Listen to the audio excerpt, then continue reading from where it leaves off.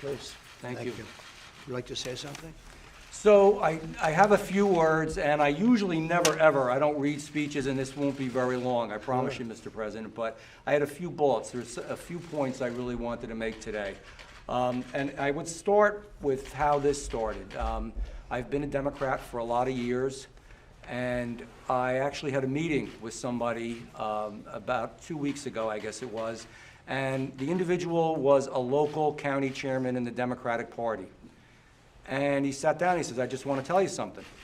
And he said, I want to tell you that you can't vote against impeachment. I said, what do you mean I can't vote against impeachment? He says, you can't vote against impeachment. You will not, I have 8 counties in my district. You will not get the line, you will not get the county. I will do everything to prevent that from happening and everything to destroy you. This is a pretty young guy, too. Yeah. He's pretty A wise gutsy. guy.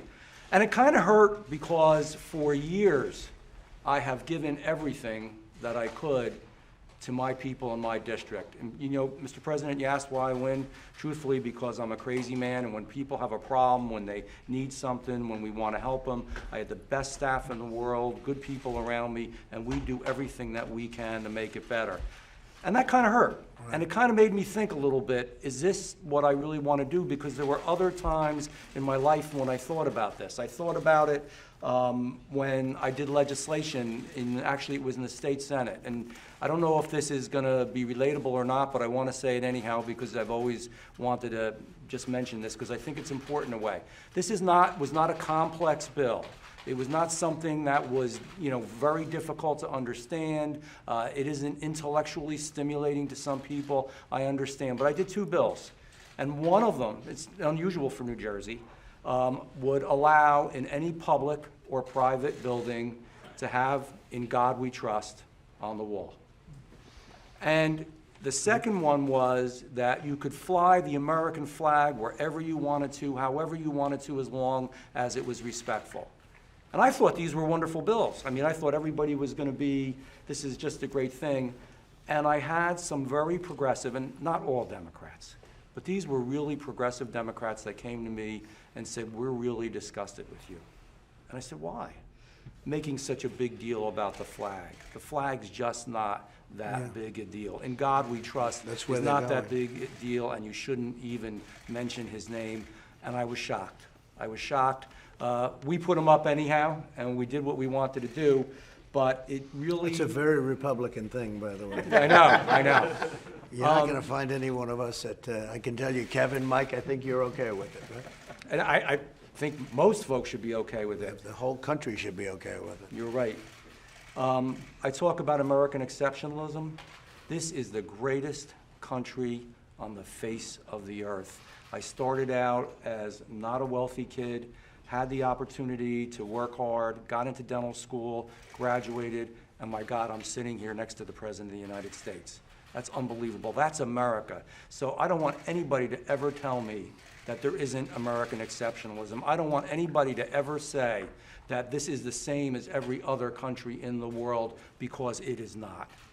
It is not. And you know that, and I know that, and hopefully everybody in this room knows that. And again, from certain groups of people that represented certain parts of the party, I was criticized, and they said, this country is the same as every other country, and there is no such thing as American exceptionalism. I'm a capitalist. Socialism, in my opinion, has no place in the United States of America, and I think everyone should know that. I believe that this country can afford people opportunity and give them that opportunity so that they can succeed, and we all should know that as well. I love bipartisanship. Do you know that I've even had times, quite frankly, being a Democrat, again, not from all folks, there's some middle-of-the-road folks, but from some of these extreme folks that they said bipartisanship is a bad thing. Yeah. It's a bad thing because it's going to make you more like a Republican. Again, I don't believe that. I don't think you do.